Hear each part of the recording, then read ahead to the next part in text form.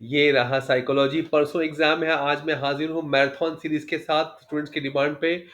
3 साल से मैं लोगों को वही दे रहा हूँ जो एग्जाम में आ रहा है। कमेंट्स पढ़ लो, विश्वास ना हो तो। Thank you. पहले सीरीज में आपने 1 घंटे का वॉच टाइम 100 व्यूज दे दिए हैं। मैंने कहा था हर 1 घंटे के वॉच टाइम पे 5 क्वेश्चन दूंगा मैं आपको, और 5 क्वेश्चन चाहिए जो एग्जाम में आने ही वाले हैं। सीरीज बढ़ती जाएगी। इस वीडियो में मुझे चाहिए 2 घंटे का वॉच टाइम या 200 व्यूज, ये स्टेप रहेगा। फिर अगले के लिए बढ़ता जाएगा, ठीक है। ये तेरा ये अपना डील है। हर चीज आपको बता रहा हूँ वर्ड टू वर्ड, यही पढ़ के जाओ, यही एग्जाम में आएगा। इसके बियॉन्ड नहीं आने वाला है। उस सीरीज को पूरा करेंगे। आज 3 मार्च है, कल 4 मार्च है। फैला दो बात, बता दो सबको। वॉच टाइम और व्यूज बराबर से देखना। और कमेंट नहीं किया था किसी ने। पहले 5 टॉपिक्स मैंने बताए थे आपको। एलगी, एलजी मॉडल बताया था ना। ए फॉर क्या था 10 बता रहा हूँ, देखो पढ़ाई हो जाएगी। नहीं हुआ तो मेरे साथ में करो, बोलते जाओ, टेक्स्ट बुक निकाल लो। LG model, right. एलजी में क्या था वो भी दिखा देता हूँ आपको। देखिए, एलजी मॉडल के पास कोई दोस्त है, वो प्रॉब्लम में है, तो उसको आपको पहला अप्रोच करना है। दोस्तों से रोज बात किया करिए, 10-15 दिन दूर नहीं रहना है। रोज हर 2-3 दिन में हाय बाय चलती रहनी चाहिए, बहुत जरूरी है। क्योंकि एलजी मॉडल ये है जो आपको आपके फ्रेंड्स को हेल्प करेगा। पहला है उसको अप्रोच करिए, दूसरा है असिस्ट करिए। अगर आपको लगे कुछ गड़बड़ है तो उसको असिस्ट करिए। एसेस करना है, एसेस कमेंट करिए कि गड़बड़ लग रहा है बिहेवियर में, और फिर उसको असिस्ट करिए, हेल्प करिए। ये कार्टून दिए ना आपको, ये मैं उसकी बात कर रहा हूँ, एलजी मॉडल। ये मतलब आप पढ़ लो मेरे साथ में अभी, है ना। तो एलजी मॉडल क्या है, मैं फिर से रिपीट कर रहा हूँ, और 5 नए टॉपिक्स बता रहा हूँ मैं आपको जो एग्जाम में आने ही वाले हैं।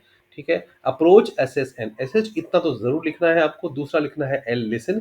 बोर्ड एग्जामिनर हूँ, राइटिंग का स्किल बताऊंगा। पहले आपको एलजी लिख लेना है, जो ये जो स्क्रीन पे दिख रहा है इतना ही लिखना है। उसके बाद दोबारा एक्सप्लेन करना है। Approach, assist, assess and exist. L से लिसन, नॉन जजमेंटली, जजमेंटल नहीं बनना है। जी से गिव सपोर्ट इन्फॉर्मेशन की भाई विवेक शुक्ला एमएससी साइकोलॉजी है, वो क्वालिफाइड है, ना कि वो फालतू लोग।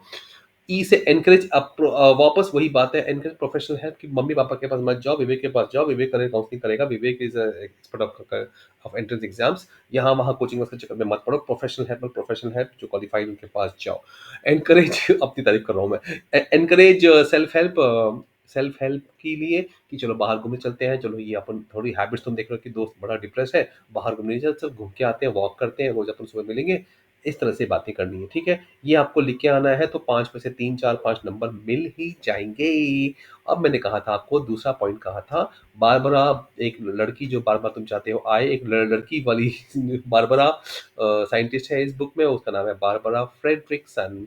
ठीक है। अब वो उसके बारे में दिया हुआ था, आपने साफ साफ बताया था मैंने आपको इस बुक से। अब देखिए, मैं आपको ये भी बता देता हूँ, आज के 5 में नया वाला बता रहा हूँ, ठीक है। अब मैंने इसका न्यूमेरिक भी बनाया हुआ था, और इसका बनाया था होमर। होमर बनाया था ऊपर, झूमर झूमर झूमर गाना है ना, ये होमर है, home. HOMER, happiness, optimism, mindfulness, empathy और रेजिलियंस, ठीक है। रिसाइलेंस नहीं है, रेजिलियंस है। गिरकर उठना, है ना, उठकर चलना, चल के दौड़ना, वो वाली चीज, ठीक है। अब इसमें आया था लाइफ अबव जीरो, और एक पॉजिटिव इमोशंस का जो था, पॉजिटिविटी, गर्ल्स हमेशा पॉजिटिव बात करती हैं। बार बार ने कहा था ब्रॉडन एंड बिल्ड, कि आप अपना अप्रोच ब्रॉडन करिए। मेरे पास 4 फ्रेंड्स हैं, नहीं मैं और लोगों से बात करूं, ताकि मेरा जो एक्सपैंड हो, मैं ज़्यादा लोगों से बात करूं। सारी गर्ल्स यही करती हैं, दिन भर बातें करती रहती हैं, और वो बातें करते करते पॉजिटिवली सीख जाती है। तो वो कहीं ना कहीं है। मार्टिन सेलिग्मैन के बारे में बताया था, फादर ऑफ, अब वो चले गए, क्या हुआ ना, यूरोप से चले गए ये लोग, भाग गए अमेरिका की। यूरोप में बड़े मेरे बॉस बने हुए हैं, मेरे सर बने हुए हैं, फादर ऑफ दिस साइकोलॉजी। तो मैं बन जाता हूँ अमेरिकन साइकोलॉजी का हेड। तो ये 1998 में मार्टिन से तो नए साहब थे। ये वहाँ पे उन्होंने पेश किया था कि ये मेरा ब्रांच है कि हैप्पीनेस वाला साइकोलॉजी। साइकोलॉजी में हम हमसे बात करते हैं डिप्रेशन की, एंग्जाइटी की, दुख दुख की, सुख की बात करो भाई। जॉय, करेज, हैप्पीनेस। तो वही, अब लाइफ अबव जीरो में क्या लिखना है आपको, एक ग्राफ बनाना है, ऊपर ये होमर लिख देना है, ठीक है ना। नीचे लिखना है एंग्जाइटी, स्ट्रेस, जो होता है ना चैप्टर साइकोलॉजी में। उन्होंने कहा था, तो लोगों ने मान लिया, हाँ भाई बंदा सही बोल रहा है यार, हम लोग खाली नेगेटिव बात किए जा रहे हैं साइकोलॉजी में 100 साल से। बंदे में दम है, राइट। भाई तू तो आगे निकल गया भाई, ऐसा। अब ये उसके 10 साल पहले पीटरसन ने 2008 में बताई थी बात, याद रहे। 2018 में इन्होंने पेश किया पेपर। पीटरसन का आइडिया ले लिया इन्होंने। पीटरसन ने 2008 में पेपर पेश किया हुआ था, ठीक है। और उसके बाद मार्टिन सेलिग्मैन ने उसको ऑफिशियली इंट्रोड्यूस किया, तो he became the father of positive psychology. उसमें से एक बच्चा जो होमर था, ओ वाला ऑप्टिमिज्म, उसके भी फादर वो कहलाते हैं।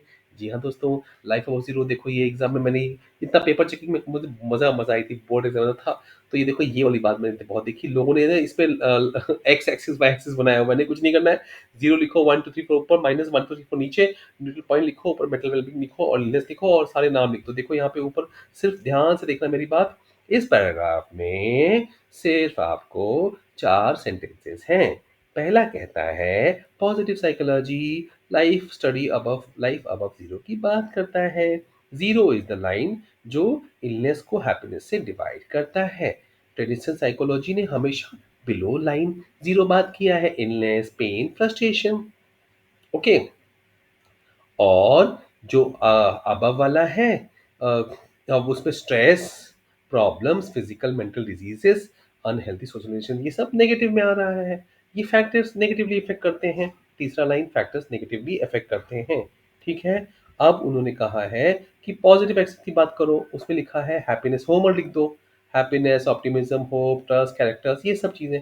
Life above zero covers this area, this cover, बस हो गया, आपको इतना ही लिखना है। अब बारबरा मैडम आती है, वो कहती है कि अपने अपने अपने होराइजन को, बिहेवियर्स को, अब देखो ये सबसे, मतलब इस चैप्टर में 3 पेजेस हैं जो बहुत ही कंफ्यूजिंग है। उसमें से ये पैराग्राफ है, एक ही बात बार बार लिखी हुई है, इस नाम बार बार नाम पढ़े पड़ा हुआ है। ठीक है ना, कि अब being in a positive frame of mind, we want to be around people and socialise. Okay, so if you have, so इसीलिए क्या करना है कि हमें ज़्यादा से ज़्यादा लोगों तक सोशलाइज करना है, ये बात वो बोल रहे हैं। ठीक है, इसमें से ये लाइन लिख दो, तुम्हें फुल मार्क्स मिल जाते हैं। फाइन। हाँ, लाइफ अबव जीरो में डीएसएम लिखना मत भूलना, -1 -2 वाला, माइनस डीएसएम का नाम जरूर मेंशन करना। ठीक है ना, ये मैंने तुमसे वादा किया था, 2 पॉइंट्स बताऊंगा, ये 2 पॉइंट्स हो गए। अब आगे चल देते हैं, आगे बारबरा का हो गया। अब ऑप्टिमिज्म की थोड़ा बात कर लें, क्योंकि मैंने 5 पॉइंट्स का वादा किया हुआ है आपसे। ठीक है, तो ये कर लेते हैं, ये वाला देखो। और मैं वही बता रहा हूँ जो एग्जाम में आएगा, नहीं जो ये नहीं कि मैं जो बताऊंगा वो आएगा, जो एग्जाम में आएगा वो मैं बता रहा हूँ, उल्टी वाली बात बनती पड़े। ठीक है, चलो, ऑप्टिमिज्म पे आपको लिखना है कि इट इज अ एटीट्यूड।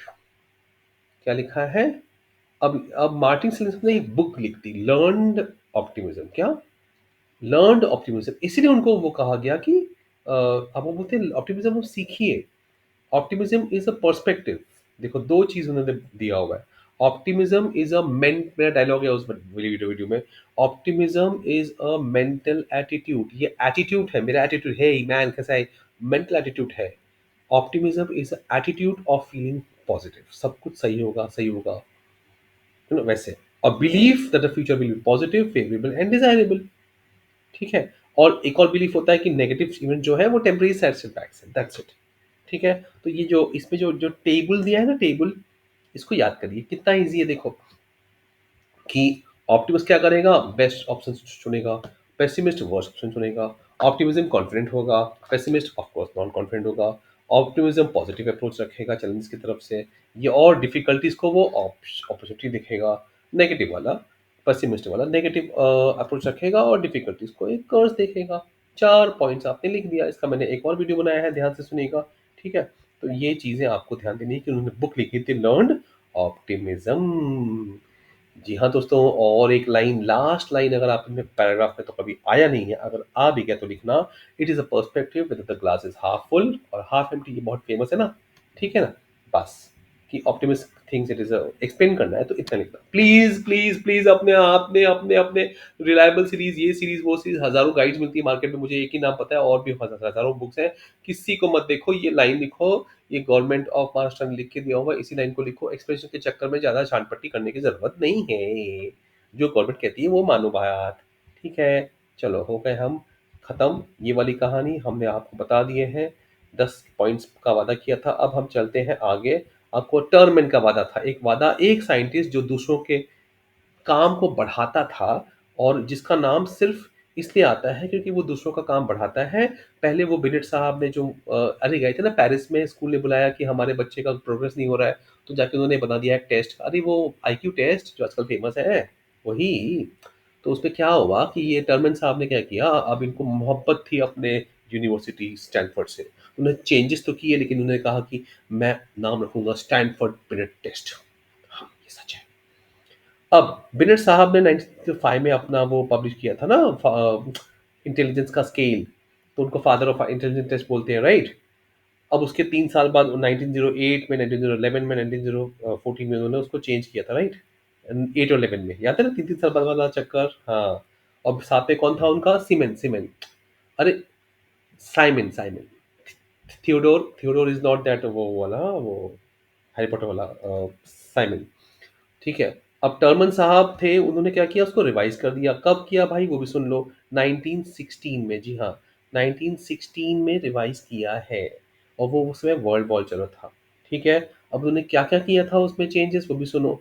कुछ चीज़ों को अडेप्ट किया, कुछ चीज़ों को ऐड किया, एज नॉर्म्स को इस्टेब्लिश किया, नए नए एज के रूल्स बनाए, और अपर एज लिमिट जो है स्केल का, उसको बढ़ा दिया कि ये इस लेवल तक के एज तक को चलेगा। इसी को बोलते हैं स्टैनफोर्ड बिनेट टेस्ट। ठीक है। और ये कब कब रिवाइज हुआ था, ये भी रिवाइज हुआ था। और ये बहुत लेट 1937, रिपीट करो मेरे साथ। 1937, 60, 72, 86, 2004, अभी अभी रिसेंटली। ठीक है। हाँ, साइकोलॉजी में, साइंस में रीसेंट मतलब 10 20 साल को रीसेंट बोलते हैं। ठीक है। समझ में आ गई बात। हाँ, यही वर्ड्स प्लीज पढ़ लो, लिख लो दोबारा, प्लीज अपना दिमाग मत लगाओ। यहाँ वहां मत जाओ, मेरा चैनल है ना। अरे मैं टीचर नहीं हूँ भाई, टीचर के चैनल पे जाना है, जाओ, हजारों हैं। जो आएगा एग्जाम में वो बता रहा हूँ, लिखो ना चुपचाप, शांति रखो। ठीक है। और एक सुन लो बात, इसी से लिंक्ड। बात ऐसी है कि उस 1914 में वॉर शुरू हो गया, 16 में ये टेस्ट आ गया। अब एक आर्मी उन्होंने बुलाया, तो रॉबर्ट यर्क्स को लगा जग, और उसने बनाया आर्मी अल्फा टेस्ट जवानों के लिए, और ऑफिसर्स के लिए आर्मी बीटा टेस्ट, याद रखना। हाँ। तो अब फिर इसी तरह से वर्ल्ड वॉर टू की बात बता रहे हैं कि 1939 में वेशलर, अब देखो ये वेचलर, वेज च च वेज च बोलते हैं ना, च मतलब क्या होता है, सी एच। हमको हमारे स्कूल्स में हिंदुस्तान के इंग्लिश मीडियम स्कूल में सिखाते हैं, च मतलब सी एच, है ना, फोनेटिक्स के नाम से। तो च मतलब वेज, WECH, वेज श्लर। क्या नाम है, वेज श्लर, वेज श्लर, वेज लिखो, श्लर लिखो। डेविड, उसने उन्होंने बनाया वेस्टनर बेल्यू, बेल्यूव नाम है एक और था पर्सन, इंटेलिजेंस टेस्ट। अब उसके दो नाम उन्होंने रिवाइज भी करे, 1955 में रिवाइज हुआ था। और उसका नया नाम 1955 में क्या बना था, वो बना था WAIS एडल्ट के लिए, WISC बच्चों के लिए। ठीक है। उसमें भी बहुत रेजिस्ट्रेशन आए थे, लेकिन आपको याद रखना है WAIS और WISC, मैंने इसका अलग से वीडियो बनाया है, रिवाइज करवा रहा हूँ मैं आपको सिर्फ। ठीक है। बस यही चीज़ आपको करके जानी है। और इतना मैं कहूँगा, एक और चीज़ मैं करवा देता हूँ, चलो बैठे बैठे क्या करें, एक और चीज़ करवा देता हूँ। बस याद रहे कि इस वीडियो का मेरा टारगेट है 2 घंटे और 200 व्यूज़, है ना। और कमेंट्स करो, नहीं तो फिर मज़ा नहीं आएगा, क्योंकि आपको पढ़ाई, आपकी परसों एग्जाम है 5 तारीख को, राइट। हाँ, क्या कराऊँ, चलो ये करा देता हूँ, देखो ये वाला सर्वे मेथड, चलो ये बताता हूँ सर्वे मेथड। ध्यान से सुनो, मैं वही बता रहा हूँ जो एग्जाम में आएगा। सर्वे मेथड तो भाई मान के चलो कि, चलो, मतलब कुछ चीज़ें होती है ना, फेमस होती हैं। अब क्या हुआ है, मुझे बहुत सारे स्टूडेंट कमेंट कर रहे हैं, सर क्वेश्चन 4 में जिस चैप्टर से ही आने वाला है, क्वेश्चन 5 में चैप्टर 4 5 6 से ही आने वाला है। भाई वो ज़माना गया, 2022 के बाद बोर्ड एग्जाम का पैटर्न बदली हो गया है। ये ताज़ी खबर, मैं बोर्ड एग्जामिनर हूँ तो वहाँ से लेके आया हूँ, था मैं बोर्ड एग्जामिनर, तो मैंने वहाँ से खबर निकाली है कि भाई ऐसा कुछ नहीं है। अब कहीं से भी कुछ भी पूछते हैं, पीछे के क्वेश्चन पूछते हैं, नहीं पूछते हैं, नहीं पूछते हैं, नहीं पूछते हैं। वो ज़माना कोविड के पहले था, रहा होगा, अब नहीं है। अब सारे टीचर्स बड़े क्रिएटिव हैं, कितनी सारी टीम्स बनी हुई पर महाराष्ट्र में, सबने अपना पेपर बनाया हुआ है, कुछ भी आ सकता है एग्जाम में। सर्वे मेथड की बात हम सुनते हैं। Survey method is a design method, data collecting from a pre defined group. याद रखना, उसको सैंपल कहते हैं। क्या कहते हैं, सैंपल। प्री डिफाइंड ग्रुप को क्या कहते हैं, सैंपल। ओके। ये सेंटेंस लिखना है आपको, फाइन। प्री डिफाइंड ग्रुप को सैंपल कहते हैं। To gain information on various topics like politics, consumer preferences. अब इसमें they use questionnaires, checklist, rating scales, इन इंटरव्यूज को यूज करते हैं। अभी कौन यूज करता है, मैंने बताया था उसका टिप, मैंने एक और वीडियो बनाया, प्लीज जरूर देखना उसको। अब उसमें मैंने बताया है कि सी लिखा हुआ है, सी, है ना, SEI, SIE, social industrial education, 3 लोग यूज़ करते हैं। अब इसका ख़ासियत है इकोनॉमिकल वर्ड को ज़रूर अंडरलाइन करना, एफिशिएंट लिखना। इकोनॉमिकल है, एफिशिएंट है, कोई भी कर सकता है। फ़ायदा क्या है? Email, telephone, zoom, direct interaction से कर सकते हैं। ठीक है? आई होप इस वीडियो में इतना ही। Waiting for your response and for your comments. जय हिंद।